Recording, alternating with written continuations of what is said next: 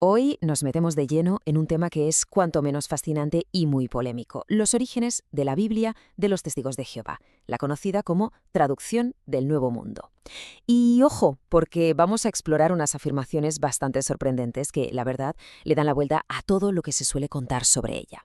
Y esta pregunta es precisamente nuestro punto de partida. Y es una pregunta con mucha fuerza, porque lo que sugiere es que detrás de una de las Biblias más repartidas del planeta podría haber una historia oculta, una bastante más enrevesada de lo que parece a simple vista. Para entender todo este embrollo, tenemos que ir al principio, a la primera pieza de este puzzle tan particular. Vamos a hablar de la traducción en la que la organización se basó durante muchos, muchos años. Pues mirad, todo empieza con este nombre: Johannes Greber. Según las fuentes, durante bastante tiempo, la organización Watchtower, que es quien dirige a los Testigos de Jehová, usó como referencia la traducción de la Biblia que había hecho este hombre. Pero claro, la pregunta es, ¿quién era exactamente Johannes Greber? Y aquí es donde la historia pega un giro que, vamos, no te lo esperas. Porque Greber no era un traductor al uso, que va. Era un ex sacerdote que, según se cuenta, colgó los hábitos por un motivo de lo más peculiar. Estaba convencido de que se comunicaba directamente con el mundo de los espíritus. A ver, es que el supuesto método que siguió es alucinante. Estamos hablando de un ex sacerdote que, al parecer, se metió de lleno en el espiritismo, llegando a usar a su propia esposa como medium para recibir estos mensajes. Y con esa guía espiritual, por así decirlo, se puso a traducir su versión del Nuevo Testamento. Un método, bueno, un poco fuera de lo común, ¿no? Vale, dejamos a Greber a un lado por un momento, porque la historia continúa. Vamos ahora con el siguiente capítulo, el momento en que la propia organización decide formar un comité oficial para sacar su propia traducción de la Biblia. Y aquí la palabra clave, la que lo cambia todo, es secretismo. A ver, en casi todas las traducciones serias de la Biblia, tú sabes quiénes son los expertos, los lingüistas, sus nombres son públicos. Pero aquí no. Aquí las identidades de los traductores se mantuvieron en secreto. Y claro, la pregunta salta a la vista. ¿Por qué? Y aquí, como suele pasar, tenemos las dos caras de la moneda. La versión oficial era muy piadosa, se mantenía el anonimato por humildad para que toda la gloria fuera para Dios.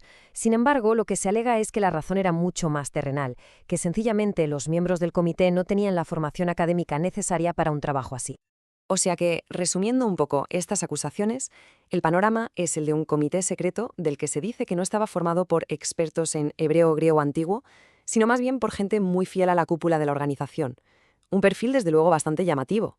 Y toda esta polémica sobre si estaban cualificados o no nos lleva directamente al clímax de esta historia. Porque esto no se quedó en rumores o acusaciones, no.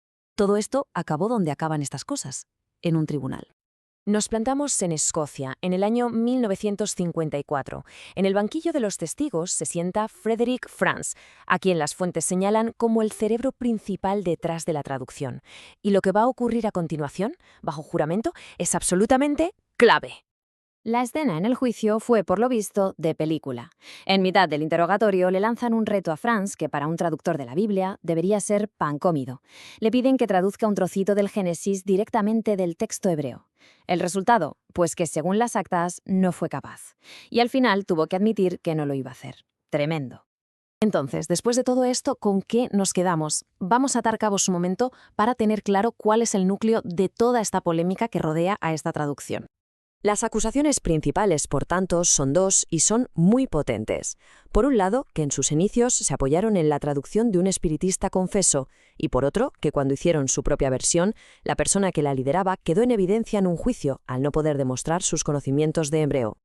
Y aquí es donde la fuente señala la gran paradoja, porque a pesar de este historial tan cuestionado, tanto en el origen como en la autoría, la organización mantiene con firmeza que su traducción no es una más, sino la única que es 100% correcta. Ahí es nada.